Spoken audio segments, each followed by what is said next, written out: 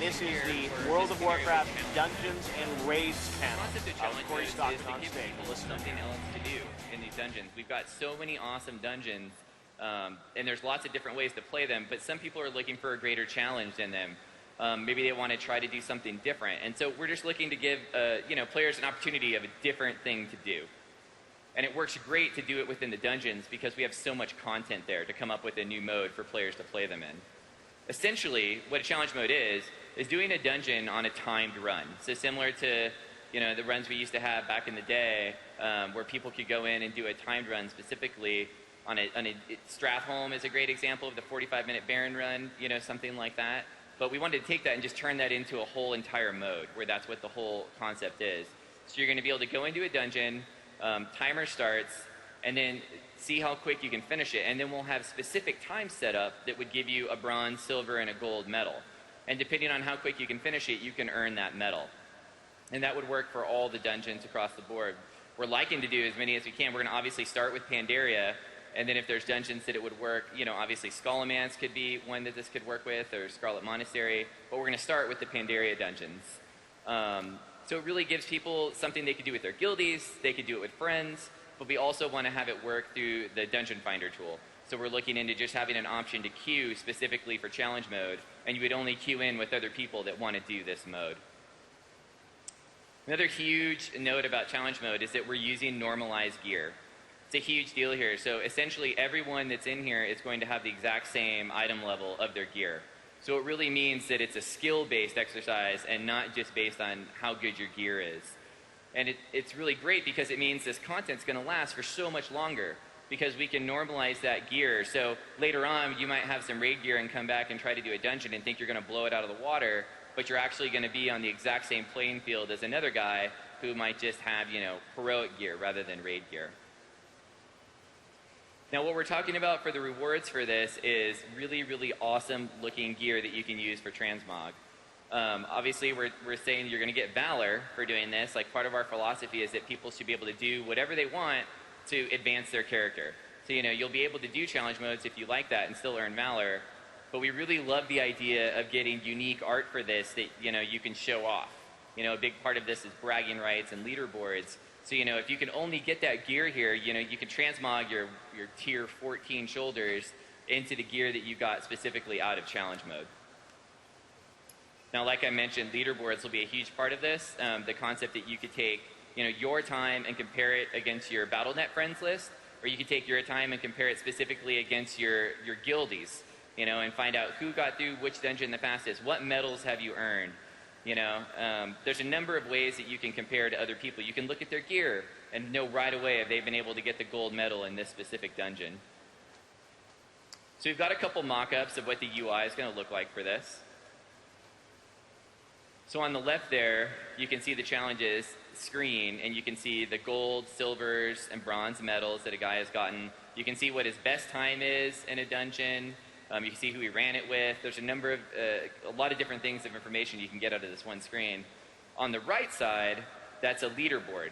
So you could imagine that being in the guild system where you have the drop-down and you can pick to compare by achievement points or by different things, by your guild XP. There's going to be an option to compare by challenge mode. And then you can see, who's gone up in the leaderboard. That's what the little green arrow is. And you can see the gold medal or the silver medal that they earned for that specific run. This is a look at what would happen when you finish the dungeon. Same thing in the roster. If you click one specific guy, you can see, what has he done? What is his profile? Kind of just like looking at inspecting someone and finding out, what's the fastest time they've got? What dungeon are they the best at? And then maybe you guys could decide that you want to get together and run another dungeon the same way. This is just a mock-up of one of the big things about this is when you succeed really well, we really want you to feel awesome. So the guys mocked up something like this. Imagine you win, you get an awesome background sound, and you get this super cool screen telling you that you just did, you got the gold medal, you beat this dungeon as much as you can. Now take this group and maybe try to hit another dungeon and see if you can get that gold medal somewhere else. And next up, raids. All right. So, raids in Mist of Pandaria. We're going to have 3 of them. We really liked how the Cataclysm raids on ship worked, where you had 2 raids of around 5 to 6 bosses and a third one with a couple bosses. It really, we got multiple end bosses out of that. We got, multiple times during a week, you would get that really nice, exhilarating feeling of, yeah, I beat this entire raid. So we really like that, and we're going to go with that kind of philosophy again. The raids are going to feature predominantly 2 of our new enemy races, the Mogu and the Mantid. And we have some screenshots of what they're going to look like. Oh, in a little bit. And also, all of these raids are going to have Raid Finder, Normal, and Heroic difficulties. We'll talk about Raid Finder a little bit more in depth. The Raid Finder is the new difficulty that we're adding in 4.3 for Dragon Soul. It will be in every single raid in Mist of Pandaria as well. So here's one of the Mantid. This is an early look at what they might look like. And again, there will be different types of Mantid. We're talking about Mantids with wings, much larger Mantid that would act as tanks. And then we have a look at the Mogu. These really huge, beefy guys, but also very mystical. They're a very magical race. So the first raid we're going to look at here would be Mogushan Palace. It's located at the top Kunlai Summits, which is in the center of Pandaria, and it's our 6th boss raid. And inside that, you'll actually go in and explore the hidden secrets of the ancient Mogu Empire. Mogushan Palace has actually been locked away. Most of its secrets, even the Pandarians, don't go into this place. It's all been locked away. The Mogu have the Mogu Empire was actually before the Pandarian Empire. It's very ancient, lots of old secrets. You'll go in there and discover all of them. So here we'll show you a layout that's actually already changed. We're iterating all the time, folks. So, you can see this is actually a boss. This is a layout that actually has 5 bosses. You would start on the right, head over to the left, go down. And while we don't have like a really cool video to show because it's still in production, we do have some awesome concepts to show off for you. This is one of the rooms where you go along. This is actually, we'll have a boss probably in front of this right here. This is this crazy library where these huge scrolls are along the wall, with ancient Mogu scripts. You can see over in the far bottom right corner, you can actually see like the scale of what you would look like. So this place is huge.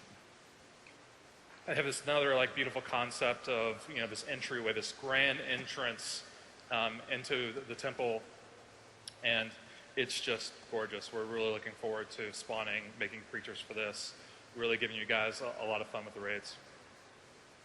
So Raid Finder. So what is Raid Finder? We've talked a lot about Raid Finder for patch 4.3, but we thought we'd give you guys a little bit more details since we're here talking specifically on dungeons and raids.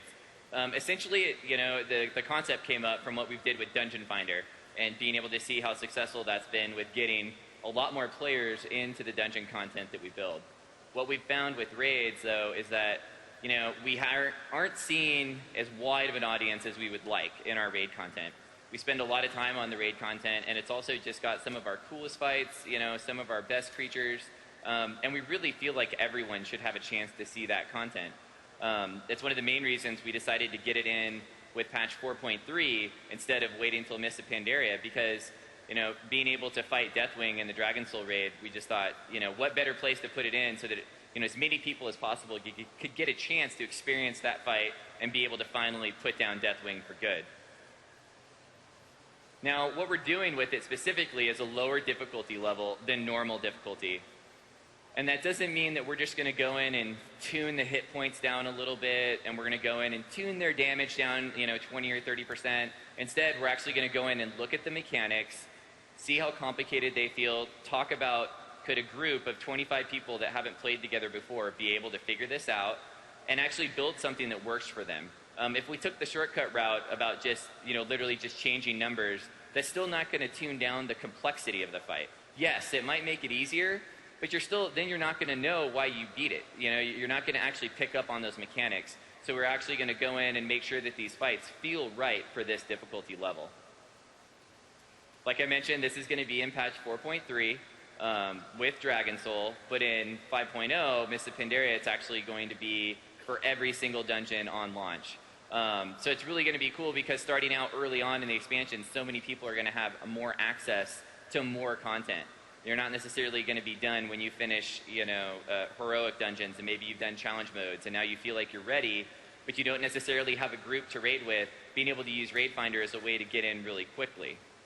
Now, on the opposite side for Raid Finder, we've also made sure that the loot and the rewards that you get from it feel appropriate to that level of player that's doing it. So for instance, you're not going to be able to get vanity items out of the normal Raid Finder, things like mounts that would drop off the final boss. We keep those in normal or heroic. Things like achievements for specific bosses are going to end up staying in the normal and heroic. We will have an achievement that says you've done Raid Finder, but that would probably be it. And then all the rest of our achievements would end up staying in the normal and heroic modes. So that, there's a lot of people that play those modes and they take a lot of pride in the fact that they can finish that content. And we think that's awesome. We want that to still exist. But we also want to be able to open that content up to more people, and that's where Raid Finder slots in. So we've got a couple mock-ups of how this would look. We've been talking a lot about how to get people more motivated to do raids. So we thought, along with Valor Points, a side of fries would be sweet. So tasty. So this is just, it's going to look very much like Dungeon Finder that you see now. You're going to be able to open it up, pick your role, and queue up for it. And one really important point about Raid Finder is that it works for 25-player raids, not for 10-player.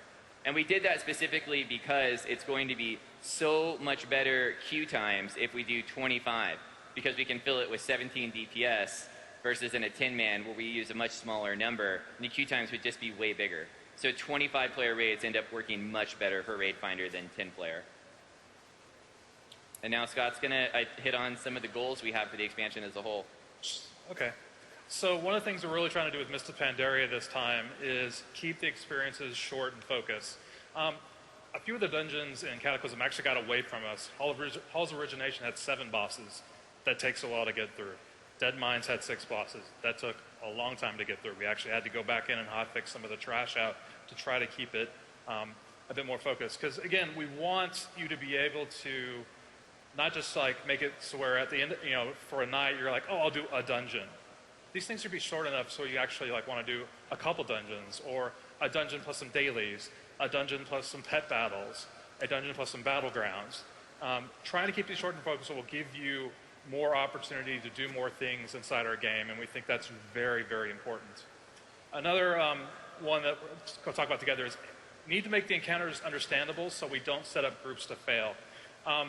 We released Dungeon Journal. One of the main reasons for that was trying to make it so where you get into a group, you roll along, you like get into a boss fight, all of a sudden you're all dead, and you're like, what just happened? And then the healer gets blamed, and then afterwards you're like, oh, I guess I can look in Dungeon Journal and see what's happening there. The Dungeon Journal is great for that, but what we really need to do as designers is make sure is that visually you understand what's going on, that we telegraph these abilities so you aren't, out of the blue hit by something really deadly. It's something we're really going to try to focus on, making all of the encounters super understandable. Because I just mentioned like how bad it was if you don't understand like why you all died or why you all failed. It's almost just as bad if you go into an encounter, go in, everyone goes, all right, we'll just got this, and you go in, you fight, and you win, you're like, well, what just happened? I don't know, but we won. Okay, that's pretty bad too, because that means you didn't actually like understand what the game mechanics were. There wasn't any enough gameplay there. We put in abilities that, hey, if there's this big damage spike for a tank, use your shield wall type ability. Things like that. If you can just ignore those kinds of things, then, and if you don't understand them, that makes for not as much fun. And that's what we're really trying to hit for, is upping the fun quotient of the dungeons. Another thing we're really like talking about is flexing our creative kung fu. This expansion is awesome for us. Over the last few expansions, we've had these really heavy dark themes when you think about it. Like, you've gone up to Northrend, to stop the Scourge and the Lich King. The Cataclysm just happened, and now you're killing Deathwing in 4.3. Here in Mists of Pandaria, you saw one of the dungeons earlier, you're trying to make sure the beer doesn't stop. This is amazing. It's a little bit more lighthearted, it's a little bit more friendly, and also it allows us to, like, there's all these cultures and things. We're all like super geeks, kung fu movies, Asian culture, anime, all these things that, all of a sudden it's like, we can dragon punch people and wow? awesome. We can. So you'll get dragon punched and all other kinds of like crazy moves, flying guillotines, I'm sure, all kinds of new stuff. It's really exciting us as designers to work on this. And I think you'll really see when you guys finally get your hands on this,